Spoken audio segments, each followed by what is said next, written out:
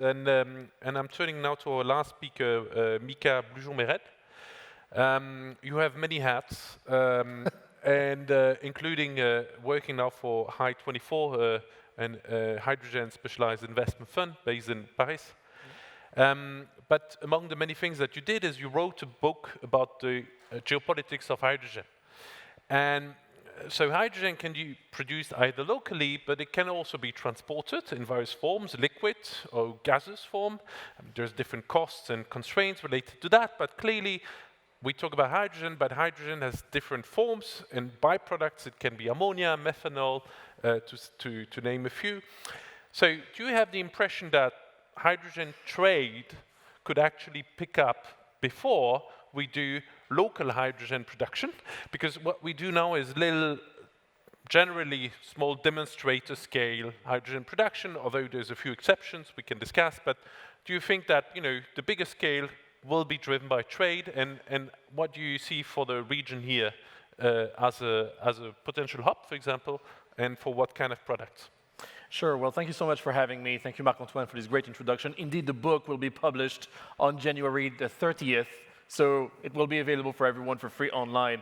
Don't worry about it. So one of the things we tackle in the book is how basically hydrogen has changed in terms of geopolitical and geoeconomic nature over the past 5 years. Basically, during the first wave of contemporary national hydrogen strategies, starting in 2013 in Japan and going all the way until 2021, 2022, what we've got is a majority of countries saying hydrogen will be unlocked thanks to international trade at massive scale. And to unlock that, to make it happen, we need to have some kind of major offer-centered policy support.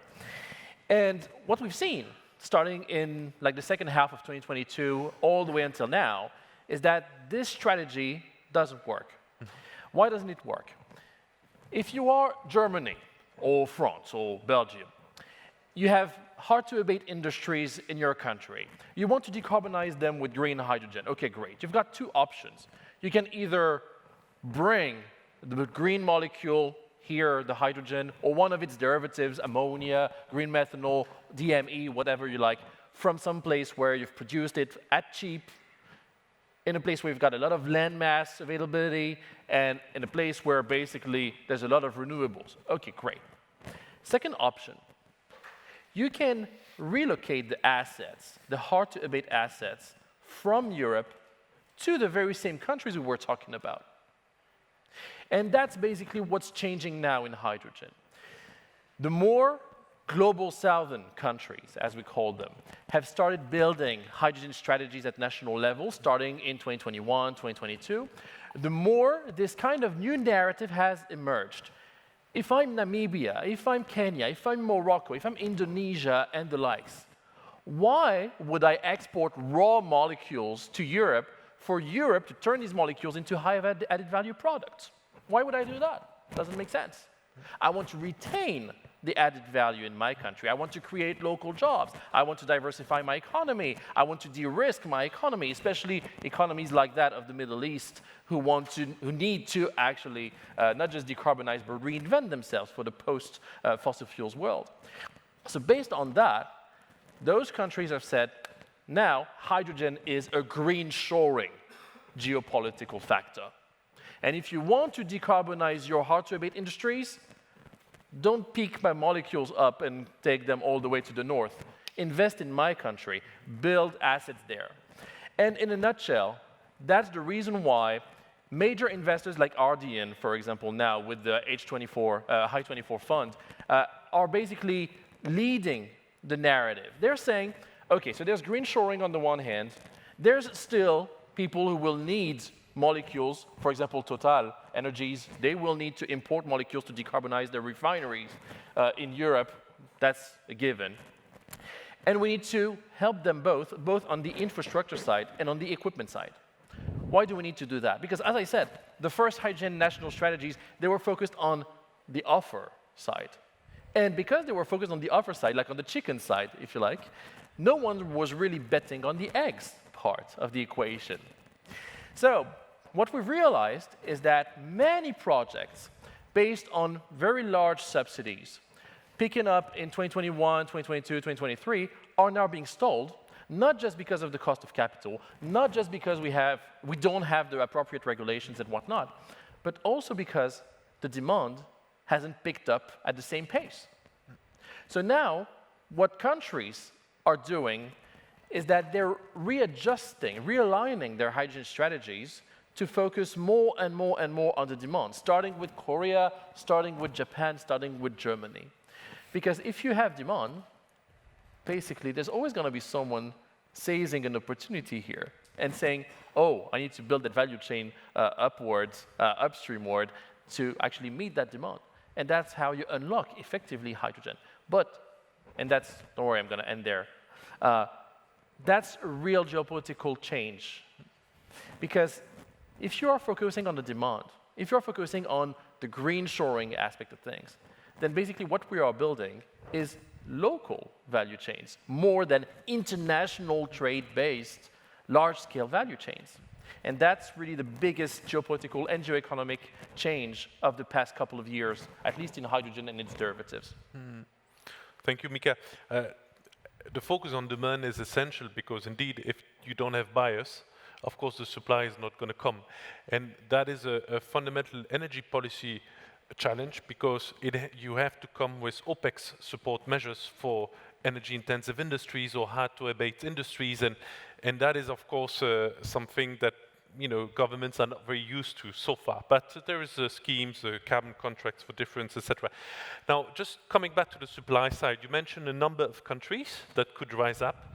How do you see, what advantages do you see for this region here and for the UAE, for example, in this equation? Well, because not everyone will be a front runner in that field. No, definitely. Basically on hydrogen, the beautiful part of hydrogen is that technically anyone could produce green hydrogen anywhere in the world. But the costs question, of course, is important.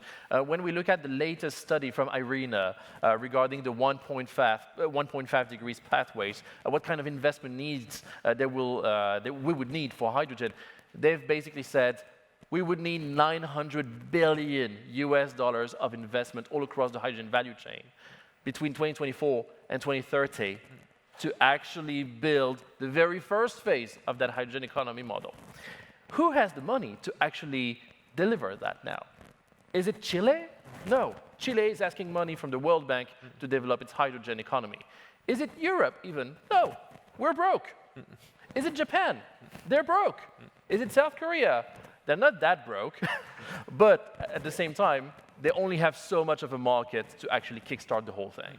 So basically here, when you're in the Middle East, you've got people who've got money, you've got people who've got available land mass, you've got people who basically also have the availability to invest in all the other things you need to develop hydrogen. The water supply, starting with desalination, which you know all too well, but not just that, the minerals and all of that.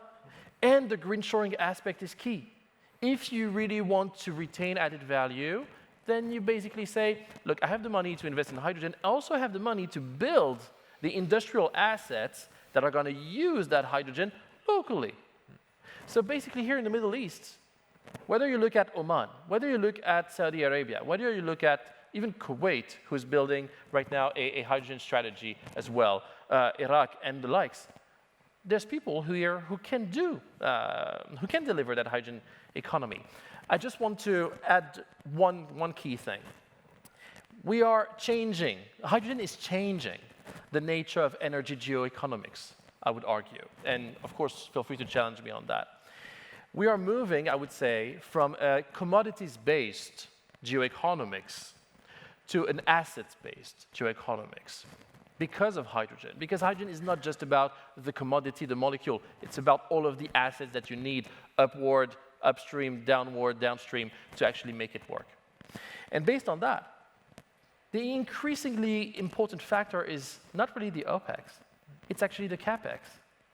And if you really want to deliver the CAPEX, you need to de-risk the whole industry moving forward. And to de-risk the whole industry moving forward, if you're broke, as Europe or Japan, or if you're not really sure of what you're going to do with hydrogen, like the US, and you want to make sure that you don't miss any opportunity whatsoever, what you need to do is to develop regulatory systems, new ones, new energy reserves that can basically push that market moving forward. So in Europe, we've got that. RED III was mentioned. I could have mentioned here AFIR and many other directives of that sort. CBAM, of course, there's a CBAM effect in hydrogen and many derivatives or use cases of hydrogen. This is a very important factor. And then when you add also the carbon capture, the eSAF, sustainable aviation fuels, and the likes, and so you add the carbon question to rebuild some molecules that we need for e-fuels, then basically you also touch upon the carbon aspect, and therefore you touch upon the forestry, the nature-based solutions aspect, and the likes. So to unlock all of that at the same time, you need the regulatory to be adequate, you need the energy reserves, which China is the only country doing right now when it comes to building hydrogen strategic reserves in the world at the moment. And what you need is investors. Investors, long-term investors who are willing to provide maybe more conservative investors with a platform to invest in nature-based solutions. So Ardian is doing that. They're not the only ones, but they were frontrunners in that. With Hy24 in hydrogen, with the NBS fund when it comes to forestries and carbon management. Basically, you need these kind of actors to then help de-risk not just the economy, but the policymakers as well. The policymakers also need to be de-risked when they take decisions to build these favorable regulatory regimes. So you need to bring all of these people together, and it's a systematic change that needs to happen. So thank you for that. I think this kind of gathering also helps to move into that direction. I'm now